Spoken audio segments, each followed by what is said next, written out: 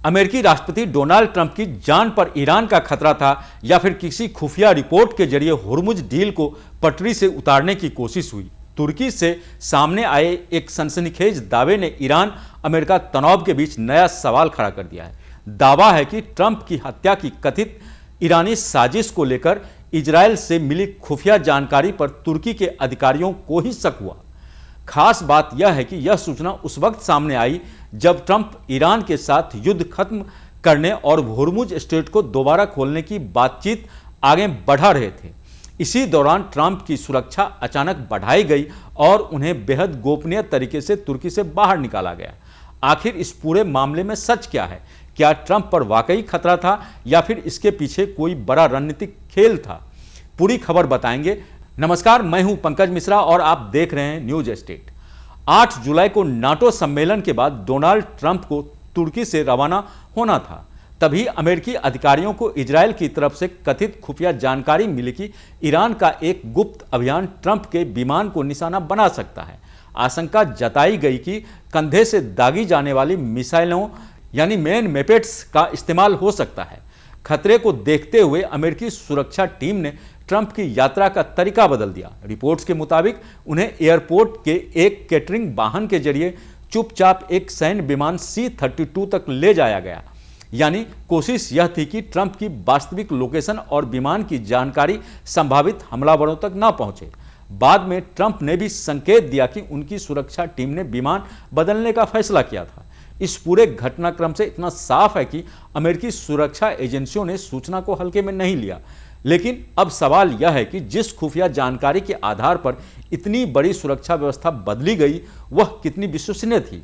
यहीं से तुर्की के अधिकारियों का शक सामने आता है।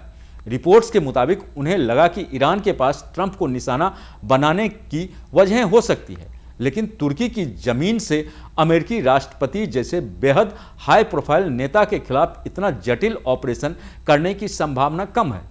खासकर इसलिए क्योंकि ट्रंप उस समय ईरान के साथ बातचीत आगे बढ़ाने की कोशिश कर रहे थे और तुर्की के राष्ट्रपति के साथ भी उनके रिश्ते मजबूत रहे थे।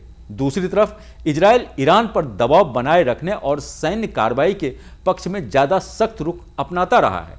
इसी वजह से तुर्की के अधिकारियों ने कथित तौर पर यह सवाल उठाया कि क्या ट्रंप की हत्या की चेतावनी सिर्फ सुरक्षा सूचना थी या इसके पीछे बातचीत को प्रभावित करने का कोई मकसद भी हो सकता है।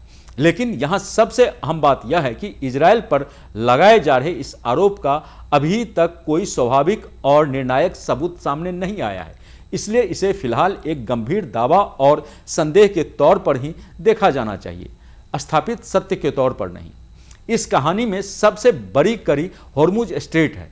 ईरान और अमेरिका के बीच तनाव कम करने की बातचीत में हुर्मुज को दोबारा खोलना बेहद महत्वपूर्ण मुद्दा है। यही समुद्री रास्ता दुनिया के ऊर्जा कारोबार के लिए बेहद अहम है और यहाँ किसी भी लंबे व्यवधान से तेल और गैस की कीमतों पर दबाव बढ़ सकता है। ऐसे में अगर ट्रंप ईरान के साथ कोई समझौता आगे बढ़ाते हैं तो उसका सीधा असर पश्चिमी एशिया की रणनीति पर पड़ेगा। यही वजह है कि ट्रंप की सुरक्षा को लेकर सामने आई खुफिया चेतावनी का समय बेहद महत्वपूर्ण हो जाता है। क्या यह महज वास्तविक सुरक्षा खतरा था या फिर इससे ईरान के साथ बातचीत का माहौल बदलने की कोशिश हुई? अभी इसका जवाब साफ नहीं है। इतना जरूर है कि अमेरिका को एक तरफ ईरान से मिलने वाली धमकियों को गंभीरता से लेना है, दूसरी तरफ इजरायल के साथ अपने रणनीतिक रिश्ते संभालने हैं और तीसरी तरफ हुर्मुज जैसे बड़े मुद्दों पर बातचीत की कोशिश करनी है। यानी ट्रंप की सुरक्षा से जुड़ा यह मामला सिर्फ एक खुफिया चेतावनी तक सीमित नहीं रहा। इसके तार ईरान अमेरिका बातचीत, इजरायल की रणनीति, तुर्की की भूमिका और हुर्मुज डील तक जुड़ते दिखाई दे रहे हैं। फिलहाल यह साबित नहीं हुआ है कि इजरायल ने जानबूझकर गलत खुफिया जानकारी दी थी, लेकिन तुर्की के कथित संदेह ने पूरे मामले को जरूर नया मोड़ दे दिया है। अब देखना होगा कि आने वाले दिनों में इस दावे पर कोई ठोस सबूत सामने आता है या नहीं, और क्या ईरान अमेरिका के बीच हुर्मुज को लेकर कोई बड़ी डील हो पाती है। इस खबर पर आपकी क्या राय है, हमें जरूर बताएं। देखते रहें न्यूज स्टेट। नमस्कार।